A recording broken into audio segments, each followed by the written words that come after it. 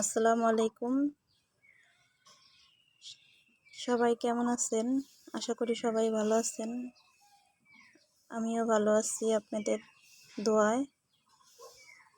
তো আপনারা যে যেখান থেকে আমার ভিডিওটা দেখতেছেন সবাইরে অনেক অভিনন্দন। তো যে আমার ভিডিওটা দেখেন সবাই শেয়ার করে দিবেন, আর সবাই পাশে থাকা বেল বাটনটা ক্লিক করে দিবেন যাতে পরবর্তী যে ভিডিওটা আমি করি সবাই দেখতে পারেন, সবার কাছে পৌঁছায় যায়। তো আজকে আমি আপনাদের কাছে দেখাবো যে আমি আজকে কি রান্না করব। আজকে আমি রান্না করব যে কুমড়া শাক ভাজি। আজকে আমার কি রান্না হবে সেটাই আপনাদের সাথে বাস দেখানোর জন্যে, বুঝতে পারছেন? তো আজকে আমি রান্না করব কুমড়া শাক ভাজি। কি আইটেম এখানে দেখেন, এখানে নিয়েছি কি। তো সবাই থাকেন আমার সাথে, আমি রান্না করি। তো এখানে দিয়ে দিয়েছি হলো কাঁচামরিচ, পেঁয়াজ, লবণ। এখন এটা আমি সেদ্ধ করব। এখন আমি ঢাকনাটা ঢাইকে দিব, 2-3 মিনিটের জন্য ঢাকনাটা ঢাইকে দিব।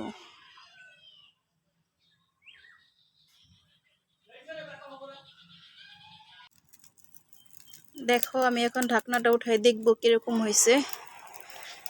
দেখো এটাকে আমি নাইড়া চাড়া দিই।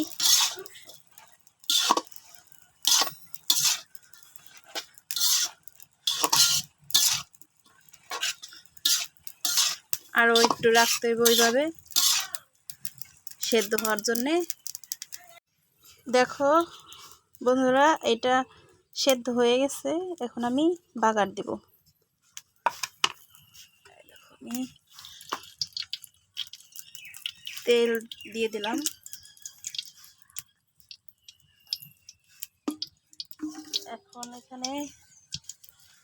এখন আমি দিয়ে দিব শুকনো মরিচ।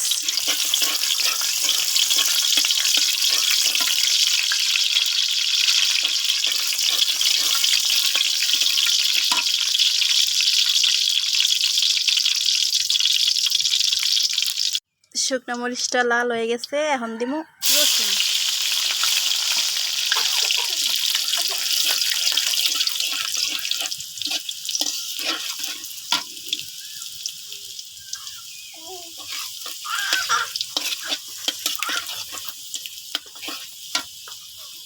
রসুনও লাল হয়ে গেছে, এখন আমি শাকটা ছাইড়া দেব।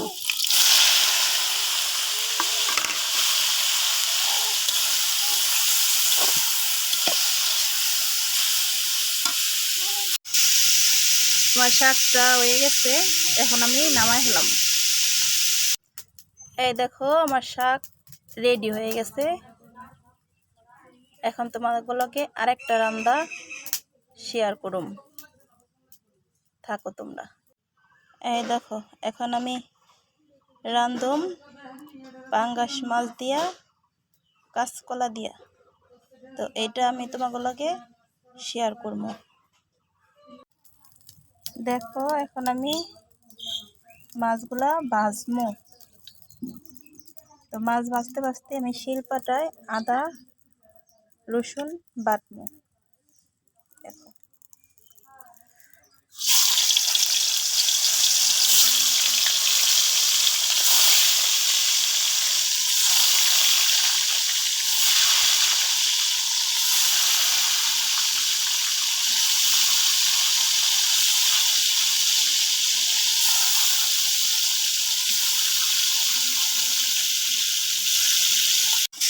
মাছটা ভাজা হইতে হইতে আমি আদা রসুন বাইটে নিই।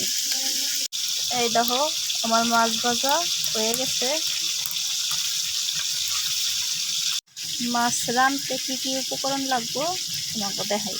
এই যে হলো আদা বাটা, এই যে হলো পেঁয়াজ, মরিচ, হলুদের গুঁড়া, ধইনার গুঁড়া, জিরার বাটা, শুকনো মরিচের বাটা। তো তো শুকনো মরিচটা আমি বাইটে নিছি, কারণ এই মাছটা এইভাবে রান্না করলে অনেক ভালো লাগে, বুঝছো।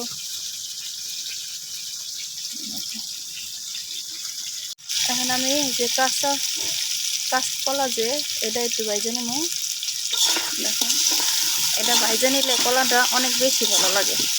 আমি এইভাবেই পাঙ্গাস মাছ রান্না করলে কলাটা এভাবে ভাইজে নিই। তোমরা একদিন রান্না করে খাই দেখবা, অনেক ভালো লাগে।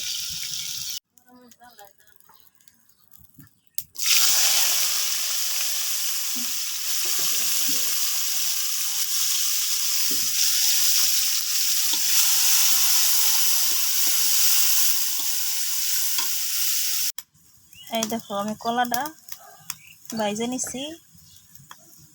এখন পিসটা ভাজুম। পিসটা লাল করে তার মধ্যে সব মশলা দিব।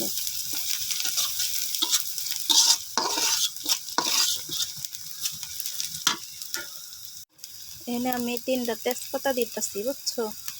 তেজপাতার গন্ধটা আমার অনেক ভালো লাগে, তাই তোমরা ইচ্ছা করলে নাও দিতে পারো।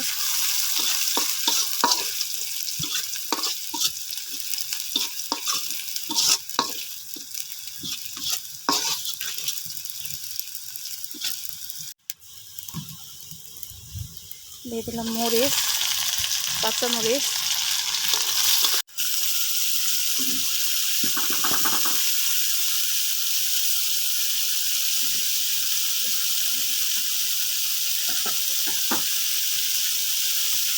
দিয়ে দিলাম পানি। এখন দিব আদা বাটা।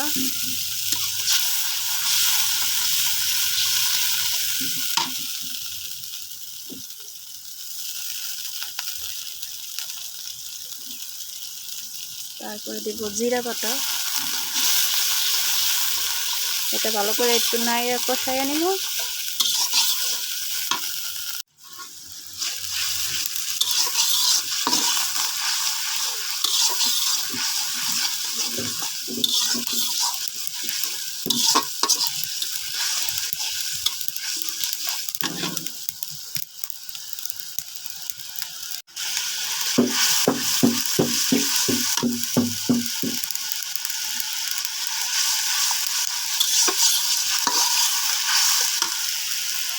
এখন দিয়ে দিব সব মশলা।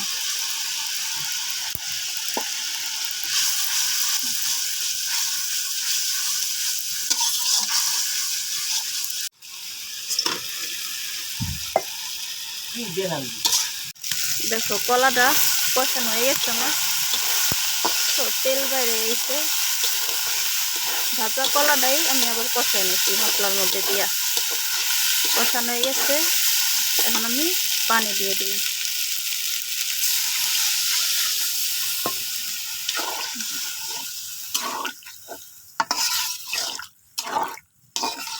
পানি দিয়ে দিলাম। বলক আসলে দেখো আমার তরকারিটা বলক চলে এসেছে। এখন আমি মাছগুলা দিয়ে দিই। মাছগুলা দিয়ে দিলাম।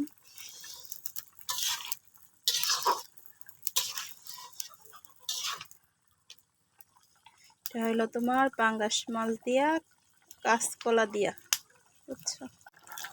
দেখো, হয়ে গেছে আমার তরকারি। এখন তরকারিটা আমি একটা বোলের মধ্যে বাড়বো, কারণ তো মাটি চুলায় রান্না করছি, তো এটা তো অনেক কালি শুদ্ধ ঘরে নিব না, তো এই জন্যে একটা বোলের মধ্যে বাইরে ঘরে নিয়ে যাবো। এই দেখো, রান্না হয়ে গেছে। তো এখানেই রান্না বাড়া সব শেষ। আসলে জানি না আপনাদের কেমন লাগবো, কারণ আমি আজকে যা রান্না করছি তাই আপনাদের সাথে আর কি একটু শেয়ার করলাম। তো যার ভালো লাগে অবশ্যই আপনাদের কাছে একটা অনুরোধ, আপনারা সবাই শেয়ার করে দিবেন ভিডিওটা, আর একটা লাইক দিয়ে দিবেন। সবাই ভালো থাকবেন। আর সবার একটাই অনুরোধ যে যাতে পরবর্তী ভিডিও করলে আপনাদের কাছে পৌঁছায় যায়। তো আসসালামু আলাইকুম, সবাই ভালো থাকবেন। আল্লাহ হাফেজ।